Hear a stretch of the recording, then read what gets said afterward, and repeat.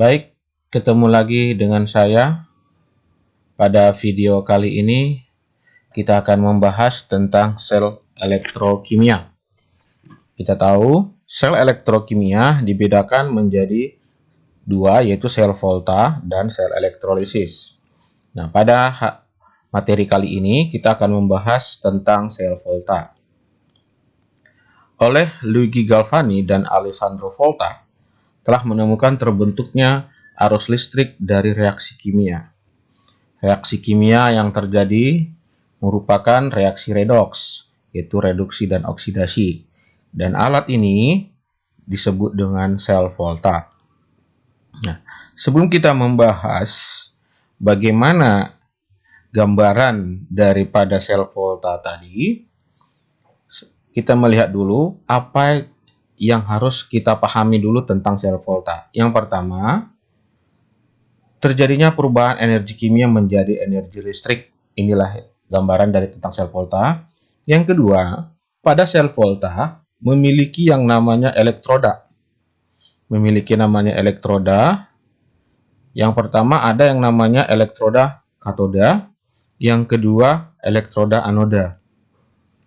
Pada katoda nanti akan terjadi reaksi reduksi, dan pada anoda akan terjadi reaksi oksidasi.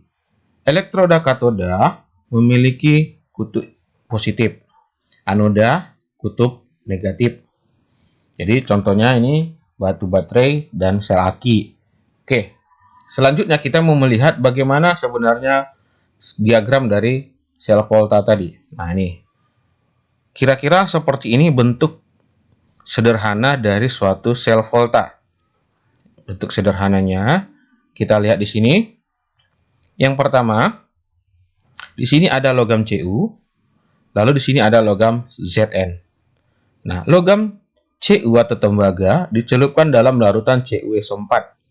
Nah, ini dalam larutan CuSO4 1 molar. Lalu logam Seng dicelupkan dalam ZnSO4. Nah, ini logam Zn dicelupkan dalam ZnSO4. Jadi, baik Zn maupun Cu ini termasuk elektroda. Ini disebut sebagai elektroda. Jadi, di sini Zn bertindak sebagai elektroda anoda, lalu Cu bertindak sebagai elektroda katoda. Nah, di sini ada yang bentuk seperti ini. Ini yang disebut sebagai jembatan garam. Jembatan garam ini berisikan garam dan agar-agar, supaya agar-agar tadi mengikat garamnya. Nah, di sini garam yang dibuat boleh misalnya Na2SO4, boleh KCl, yang penting suatu garam. Nah, kemudian di sini kita lihat antara logam Zn dengan Cu ataupun dari katoda dan anoda akan dihubungkan dengan voltmeter. Ya, ini voltmeter ini fungsinya untuk melihat apakah terjadi aliran arus listrik. Nah, kita lihat penyebab terjadinya aliran arus listrik. Nah, di sini pada katoda akan terjadi reaksi reduksi. Tadi sudah dijelaskan. Pada anoda akan terjadi reaksi oksidasi. Nah, di sini pada anoda ini, sekitarannya ini, akan terjadi reaksi Zn menjadi Zn2+ dengan melepaskan elektron. Nah, elektron ini akan mengalir menuju ke Cu, ke katoda. Nah, di sini nanti karena adanya elektron, maka Cu2+ dalam larutan akan mengikat elektron sehingga dia berubah menjadi Cu. Nah, di sini sudah dijelaskan sini logam Zn akan melepaskan elektron dan membentuk Zn2+ dan bergabung dalam larutan ZnSO4.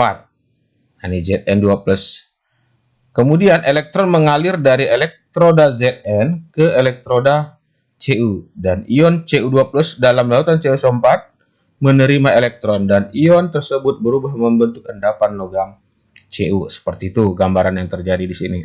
Nah, skema ini bisa kita persingkat menjadi dalam bentuk diagram, boleh disebut dengan notasi sel. Notasi sel penulisannya. Jadi dalam penulisan notasi sel seperti ini. Nah, di sini ini anoda, lalu di sini katoda. Ya.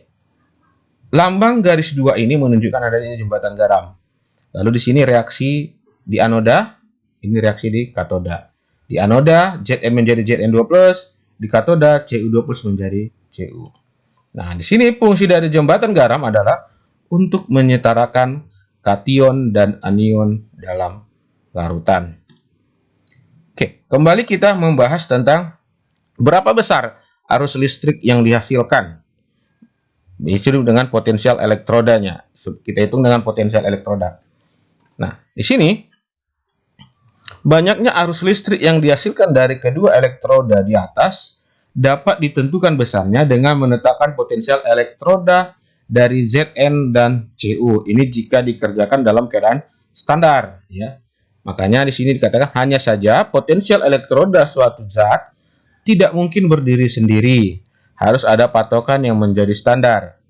Sebagai elektroda standar digunakan elektroda hidrogen, di mana elektroda ini terdiri atas gas hidrogen murni dengan tekanan 1 atm pada suhu 25 derajat Celcius yang dialirkan melalui sepotong platina yang tercelup dalam suatu larutan yang mengandung ion H+ sebesar 1 mol per liter.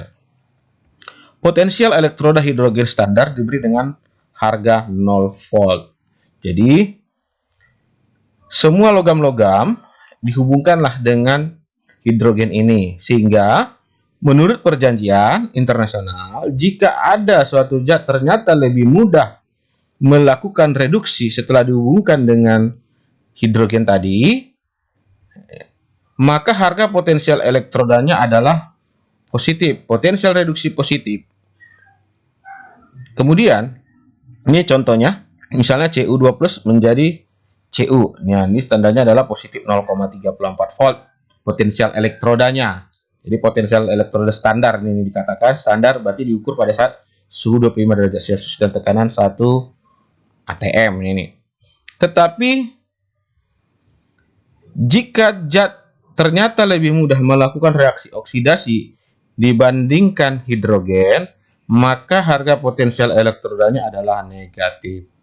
Jadi kebetulan di sini tidak dibuat negatifnya, seharusnya di sini tandanya adalah negatif. Di sini juga tandanya negatif. Jadi kalau dia sudah negatif, maka menunjukkan bahwasanya lebih mudah melakukan reaksi oksidasi dibandingkan dengan hidrogen. Oke. Jadi kita lihat bagaimana perhitungannya pada keadaan standar. Sebelum kita lihat ke perhitungannya, kita lihat dulu berikut daftar harga potensial elektroda logam-logam yang sudah dibandingkan dengan hidrogen. Nah, di sini K plus menjadi K, dia potensial elektrodanya adalah minus 2,92 volt. Berarti dia lebih cenderung mengalami oksidasi dibandingkan hidrogen. Berbeda dengan kita lihat di sini Cu, misalnya contohnya Cu. Nah, Cu2+ menjadi Cu positif 0,34, berarti dia lebih cenderung mengalami reduksi. Oke. Bagaimana menghitung potensial sel dalam keadaan standar? Ya, potensial sel dalam keadaan standar itu adalah potensial reduksi, potensial elektroda yang mengalami reduksi dikurang dengan potensial elektroda yang mengalami oksidasi. Jadi elektroda yang mengalami reduksi adalah di katoda, oksidasi adalah di anoda. Biasanya, jika dihubungkan dua elektroda yang memiliki potensial elektroda yang lebih positif, dia akan cenderung posisinya mengalami reduksi. Tentu akan dia berada pada katoda. Jikalau dia lebih negatif atau lebih kecil, maka dia akan mengalami oksidasi, maka dia posisinya di anoda. Kita lihat sebagai contoh nih. Misalnya Cu2+ data, ini data potensial elektroda. Cu2+ menjadi Cu, dia data potensial elektrodanya adalah positif 0,34 volt. Kemudian Zn2+ menjadi Zn, potensial elektrodanya adalah minus 0,76 volt. Nah, di sini potensial Cu lebih positif. Berarti si Cu lebih cenderung mengalami reduksi. Karena dia mengalami reduksi, tentu posisinya adalah di katoda. Sehingga di sini Cu2 plus menjadi Cu positif 0,34. Nah, Zn mengalami oksidasi, maka kita rubah. Tadinya Zn2 plus menjadi Zn, maka kita buat Zn menjadi Zn2 plus.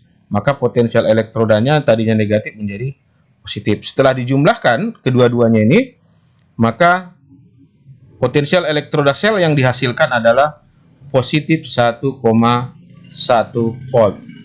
Kita lihat contoh yang kedua.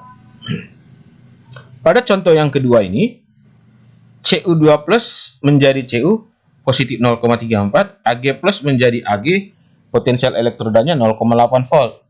Nah, di sini yang paling positif adalah si 0,8 volt. Kenapa? Karena lebih besar. Karena lebih besar si Ag, potensial elektrodanya, maka dia akan mengalami reduksi jika dihubungkan antara Ag dan Cu dalam suatu sel volta. Nah, ini dia, kita lihat. Si Ag lebih positif, lebih besar, maka si Ag mengalami reduksi di katoda. Maka tandanya di sini 0,8. Nah, karena si Cu mengalami oksidasi, kita rubah. Tadinya Cu2 plus menjadi Cu, data potensial elektrodanya, sekarang kita rubah. Cu menjadi Cu2 plus. Sehingga tandanya di sini menjadi negatif. Tadinya positif 0,34 menjadi negatif 0,34. Lalu kita jumlahkan, maka tandanya adalah positif 0,46. Baik. Bagaimana memperkirakan berlangsungnya suatu reaksi? Bisa kita lihat. Memperkirakan berlangsungnya suatu reaksi dapat dijelaskan dengan menentukan tanda potensial sel. Jika tanda potensial sel positif, maka reaksi berlangsung, dan tanda potensial sel negatif, reaksi tidak berlangsung. Tadi kita lihat tadi contoh 2 soal tadi, semuanya potensial selnya adalah positif, berarti reaksinya dapat berlangsung. Dalam perkiraan berikut ini tidak menggunakan perhitungan boleh. Bagaimana caranya? Kita boleh menggunakan data yang ada menggunakan direct volta. Nah, ini namanya direct volta dari Li, K sampai Au di sini, ya. Di sini ini H sebagai patokan dasar. Semakin ke kiri, semakin mudah mengalami teroksidasi. Semakin ke kanan, semakin mudah mengalami tereduksi. Ya, dengan artian logam yang di sebelah kiri mampu mendesak logam yang di sebelah kanan. Kita lihat di sini contohnya. Misalnya Mg ditambah Zn2+. Ini berlangsung. Kenapa? Kita lihat di sini Mg akan berubah menjadi Mg2+, berarti dia mengalami oksidasi. Lalu Zn2+ akan berubah menjadi Zn, berarti dia mengalami reduksi. Coba kita perhatikan antara Mg dan Zn. Di sini ada Mg, ini Mg, ini Zn. Kalau kita bandingkan Mg dengan Zn, Zn berada di sebelah kanan. Berarti karena Zn berada di sebelah kanan, maka Zn lebih cenderung mengalami reduksi. Nah, di sini dalam soal Zn mengalami reduksi. Benar, berarti berlangsung reaksinya. Artinya Mg di sini karena di sebelah kiri dia mengalami oksidasi. Nah, di sini kita lihat soal Mg menjadi Mg2+, berarti dia mengalami oksidasi. Itu artinya reaksi dapat berlangsung. Nah, bagaimana contoh yang reaksi tidak dapat berlangsung? Nah, jikalau kita hubungkan Ni, di sini Ni lalu kita tambahkan dengan Zn2+. Ni tentu akan berubah menjadi Ni2+ seandainya ini berlangsung. Maka kita mengharapkan Ni mengalami oksidasi. Lalu Zn2+ tentu akan berubah menjadi Zn. Jikalau berlangsung, tentu Zn akan mengalami reduksi. Nah, kita bandingkan Ni dengan Zn. Ni berada di sebelah kanan, Zn berada di sebelah kiri. Seharusnya Ni mengalami reduksi. Ya, tetapi di dalam soal kita menginginkan Ni mengalami oksidasi. Berarti reaksi ini tidak dapat terjadi atau tidak dapat berlangsung.